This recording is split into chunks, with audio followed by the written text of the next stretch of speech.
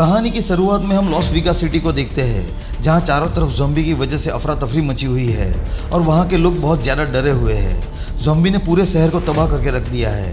अब scene shift होता है और हम निक और मॉली को देखते हैं, जो शहर से बाहर जाने के लिए निकले हैं, क्योंकि निक का एक दोस्त होता है जिसका नाम जिमी है, जो उन्हें मैक्सिको ले जाएगा, जहां ज़ॉम्बी वायरस अभी तक नहीं फैला है और वो अभी भी सुरक्षित है। वो दोनों तेज गाड़ी चलाते हुए आगे बढ़ रहे होते हैं। तभी मॉली की तबीयत कुछ खराब होने लगती है, इसीलिए निक कार को एक जगह रोक लेता है। निक मॉली से कहता है कि बस वो एयरफील्ड पहुंचने ही वाले हैं, अब ज़्यादा वक्त नहीं लगने वाला है। फिर वो कार स्टार्ट करता है। तभी उन्हें मालूम पड़ता है कि उसकी कार रेत में फंस चुकी है। निक कार को बाहर निकालने की काफ़ी कोशिश करता है, पर वो नाकाम रहता है। अब निक मॉली को ब्लेम करता है और कहता है कि उसकी वजह से ही वो लोग यहाँ पर फंसे हैं। उन दोनों के बीच थोड़ी बहस होने लगती है। तभी वो देखते हैं कि शहर की ओर से एक आदमी उनकी तरफ आ रहा है। उसके चलने के ढंग से उन्हें पता चल जाता है कि वो एक ज़ॉम्बी है, इसलिए निक जल्दी से दौड़ता हुआ अपनी कार में रखी हुई गन लेने जाता है। इसी बीच उसका मोबाइल कार से नीचे गिर जाता है। फिर निक उस ज़ॉम्बी को शूट करता है और वो ज़ॉम्बी वहीं नीचे गिर जाता है। उन दोनों को लगता है कि वो ज़ॉम्बी मर गया है, इसीलिए वो बहुत खुश हो जाते हैं। लेकिन थोड़ी देर बाद वो ज़ॉम्बी फिर से खड़ा हो जाता है, क्योंकि निक ने उस ज़ॉम्बी के सर पे गोली नहीं मारी थी। फिर वो ज़ॉम्बी फिर उनकी तरफ आगे बढ़ने लगता है। निक गन की सारी गोलियां चला देता है, पर वो ज़ॉम्बी को नहीं मार पाता। वो दोनों जल्दी से अपनी कार में आकर बैठ जाते हैं। मॉली निक को मदद के लिए किसी को फ़ोन करने के लिए कहती है, लेकिन निक देखता है कि उसका मोबाइल कार में नहीं है, जिस पर मॉली निक पर काफ़ी गुस्सा होती है। फिर वो दोनों ऐसे ही कार में बैठे रहते हैं और उस ज़ॉम्बी के वहाँ से जाने का इंतज़ार करते हैं। लेकिन सुबह से रात हो जाती है, पर वो ज़ॉम्बी वहाँ से नहीं जाता। कुछ देर बाद वो दोनों देखते हैं कि ज़ॉम्बी उनकी कार के आसपास नहीं है, इसलिए वो कार से नीचे उतर के मोबाइल लाने का फैसला करते हैं। फिर वो दोनों कार से उतरकर मोबाइल ढूंढने लगते हैं और मॉली को फ़ोन मिल जाता है। तभी वहीं अंधेरे में छुपा हुआ ज़ॉम्बी निक के पीछे से उस पर हमला कर देता है और उसे खाने लगता है। मॉली जल्दी से कार में ज़रूरी सामान लेकर वहाँ से डीजल की तरफ भाग जाती है। देखते ही देखते सुबह हो जाती है। अब मॉली पैदल ही आगे बढ़ रही होती है। कुछ दूर जाने पर वो जिम्मी को फ़ोन करती है और उसे कहती है कि उसे आने में कुछ और टाइम लग जाएगा, लेकिन जिम्मी उसे जल्दी से जल्दी आने को कहकर फ़ोन काट देता है। फिर मॉली फ़ोन नेविगेशन की मदद से शॉर्टकट रास्ता पता लगाती है और आगे बढ़ती है। वो अपनी बैग में देखती है कि उसके पास ज़रूरत का काफ़ी सामान है, जिससे वो आसानी से इस डिजर्ट में सर्वाइव करके एयरफील्ड तक पहुंच जाएगी। फिर वो आगे बढ़ती है। थोड़ी दूर जाने पर वो थक जाती है, इसलिए वो वहीं बैठकर पानी पीने लगती है। फिर चलते चलते रात हो जाती है। वो एक जगह पर रुकने को सोचती है। फिर वो एक जगह आग जलाकर वहाँ रात बिताने लगती है। तभी उसे उसके बेटे चेस की याद आने लगती है, जो उसकी बड़ी बहन के पास रहता है। बैठे बैठे कुछ देर के लिए उसकी आंख लग जाती है। तभी वो ज़ॉम्बी उसके पीछे से उस पर हमला कर देता है। मॉली किसी तरह खुद को उस ज़ॉम्बी से छुड़ाती है और एक चट्टान के ऊपर चढ़ जाती है और वहीं बैठी रहती है, क्योंकि वो ज़ॉम्बी उस चट्टान पर नहीं चढ़ सकता है। अब सुबह होने पर वो देखती है कि वो ज़ॉम्बी उसके सामने नीचे खड़ा है। मॉली एक लकड़ी से उसका ध्यान भटकाने की कोशिश करती है, जैसा हम डॉग के साथ करते हैं, पर उसका ये आइडिया काम नहीं आता। फिर मॉली दूसरी तरफ से नीचे उतरकर वहाँ से भागती है। वो अपना सारा सामान अपने साथ ले लेती है।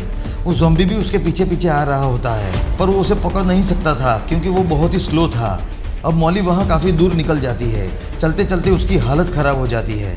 आगे चलते उसे एक पुराना घर मिलता है, जहाँ वो अंदर जाके आराम करने लगती है। उसे वहाँ बेड भी मिल जाता है। वो सोने ही वाली थी, तभी वो ज़ॉम्बी वहाँ पर आ जाता है। उसे देख मॉली बाथटब में छुप जाती है। वो ज़ॉम्बी मॉली को ढूंढने दूसरे रूम में जाता है। तभी मौके का फ़ायदा उठाकर मॉली वहाँ से बाहर आ जाती है। कुछ दूर आगे जाने पर वो देखती है कि वो ज़ॉम्बी अभी भी उसे ढूंढता हुआ उसके पीछे पीछे आ रहा है, जिससे मॉली काफ़ी परेशान हो जाती है। वो वहाँ से पत्थर उठाकर उस ज़ॉम्बी को मारती है और उसे यहाँ से जाने के लिए कहती है, पर वो तो एक ज़ॉम्बी था। उसे कुछ भी समझ में नहीं आ रहा था। वो तो बस मॉली का पीछा ही करते जा रहा था। अब मॉली भी उसे इग्नोर करके आगे बढ़ती है। फिर वो रास्ते में उस ज़ॉम्बी से बातें करने लगती है और उसका नाम स्मॉल्स रखती है। अब मॉली फिर से एक चट्टान पे रात बिताने का फैसला करती है। वो ज़ॉम्बी को देखते हुए अपने पास्ट के बारे में सोचने लगती है। यहाँ पर हमें पता चलता है कि मॉली एक बार डांसर थी। अगले दिन मॉली फिर से आगे बढ़ने लगती है। वो ज़ॉम्बी उसके पीछे पीछे आ रहा होता है। तभी अचानक एक रेतीला तूफान बड़ी तेजी से वहाँ आ जाता है। मॉली और वो ज़ॉम्बी दोनों इस तूफान की लपेट में आ जाते हैं। फिर जब तूफान शांत होता है, तब मॉली को अपना बैग और वो ज़ॉम्बी कहीं भी नजर नहीं आते, यानी वो तूफान में कहीं खो गए थे। तभी उसे वहाँ गुजर रही एक कार नजर आती है। मॉली उन्हें मदद के लिए पुकारती है।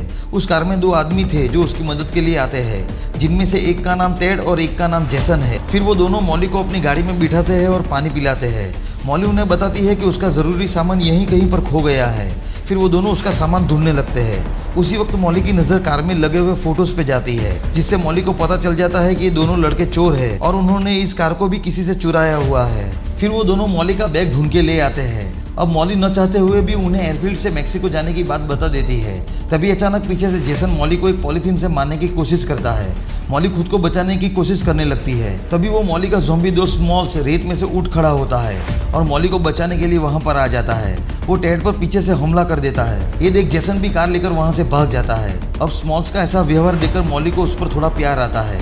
फिर मॉली वहाँ पे गिरा हुआ जरूरी सामान इकट्ठा करती है। उसे एक बोट भी मिलती है। फिर वो सारा जरूरी सामान उस बोट में रख देती है और उसे खींचते हुए आगे बढ़ती है। स्मॉल्स भी उसके पीछे पीछे आ रहा होता है। थोड़ी दूर चलने पर मॉली काफ़ी ज़्यादा थक जाती है। अब स्मॉल्स को अपने पीछे आता हुआ देख उसे एक आइडिया आता है। वो एक टायर की मदद से वो बोट स्मॉल्स के गले में बांध देती है। फिर स्मॉल्स सारा सामान खींच रहा होता है। इसके बाद रास्ते में मॉली स्मॉल्स को अपने बारे में बताने लगती है कि वो एक बार में काम किया करती थी और इसी वजह से वो छोटी उम्र में ही माँ बन गई। उसका एक बेटा भी है जिसका नाम चेस है, जो उसकी बड़ी बहन के पास रहता है। क्योंकि मॉली बहुत ही छोटी और बिगड़े लड़की थी, इसीलिए ही उसके बेटे की कस्टडी उसकी बहन को मिली। साथ में वो बताती है कि वो अपने बेटे को बहुत ही प्यार करती है और उसे बहुत ही मिस करती है। वो चाहती है कि उसका बेटा उसके साथ ही रहे। अब मॉली को पता चलता है कि स्मॉल्स एक पालतू जानवर की तरह बिहेव कर रहा है। फिर मॉली फैसला करती है कि अगर स्मॉल्स उसकी सारी बात मानता है तो वो उसे अपने साथ रखेगी। जिसके बाद स्मॉल्स मॉली की सारी बातें समझता है और मॉली जैसा कहती है स्मॉल्स वैसा ही करता है। फिर वो दोनों चलते चलते हाईवे पर आ जाते हैं। मॉली देखती है कि आगे से मिलिट्री की गाड़ी आ रही है, इसीलिए वो जल्दी से स्मॉल्स को वहां छुपा देती है और अकेले ही बाहर आती है, क्योंकि गवर्नमेंट का ज़ॉम्बी को देखते ही शूट करने का ऑर्डर था। मॉली उन आर्मी अफसरों को बताने लगती है कि वो पास में ही एक एयरबेस पे जा रही है, जहाँ उसके दोस्त उसका वेट कर रहे हैं। तभी स्मॉल्स वहाँ पर आ जाता है। मॉली उसे वहाँ से जाने के लिए कहती है, पर वो उसकी बात नहीं समझ रहा था। फिर एक सोल्जर उस पर शूट कर देता है, जिससे स्मॉल्स पूरी तरह से बेकाबू हो जाता है। मॉली उसे शांत कराने जाती है, तभी स्मॉल्स उसकी उंगली पर बाइट कर देता है। अब इन्फेक्शन को रोकने के लिए मॉली अपनी उंगली को काट देती है ताकि वो खुद एक ज़ॉम्बी न बने। फिर मॉली स्मॉल्स को उस बोट में बिठाकर आगे बढ़ती है। कुछ दूर उसे एयरफील्ड नजर आ जाता है। फिर वो स्मॉल्स को यहाँ तक साथ देने के लिए थैंक्स कहती है और एक पत्थर से उसे खत्म कर देती है ताकि उसे और दर्द सहना ना पड़े। इसके बाद मॉली एयरफील्ड पर पहुंचती है, जहां वो जिम्मी और उसके दोस्तों से मिलती है। वो मेक्सिको जाने से पहले अपने बेटे चेस से बात करना चाहती है, इसीलिए वो वहां से अपनी बहन के घर फ़ोन करती है। दूसरी तरफ कॉल चेस ही उठाता है। वो बताता है कि यहाँ पर बहुत सारे ज़ॉम्बीज़ ने हमला कर दिया है। वो कई दिनों से एक कमरे में छुपा हुआ है और उसकी मदद के लिए कोई भी नहीं आ रहा है। मॉली अब समझ जाती है कि उसकी बहन भी इन्फेक्टेड हो गई होगी या फिर मारी गई होगी। मॉली अब फैसला करती है कि वो मेक्सिको नहीं जाएगी, वो पहले अपने बेटे को बचाएगी। फिर उसके सभी दोस्त मेक्सिको चले जाते हैं। मॉली वहाँ पर पड़ी हुई एक कार के पास पहुँचती है, पर उसमें चाबी नहीं थी।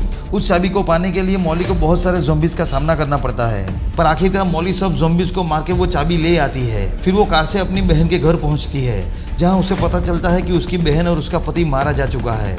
मॉली किसी तरह अपने बेटे चेस को ढूंढ निकालती है। फिर बाहर निकलते वक्त बहुत सारे ज़ॉम्बीज़ उसके सामने आ जाते हैं। मॉली बड़ी बहादुरी से उन ज़ॉम्बीज़ से लड़ती है और अपने बेटे चेस को बचा लेती है और यहीं पर ये मूवी खत्म हो जाती है। दोस्तों, अगर आपको ये वीडियो पसंद आया हो तो वीडियो को लाइक और चैनल को सब्सक्राइब जरूर कर देना। मैं मिलूंगा नई कहानी के साथ, तब तक के लिए take care, goodbye and thank you.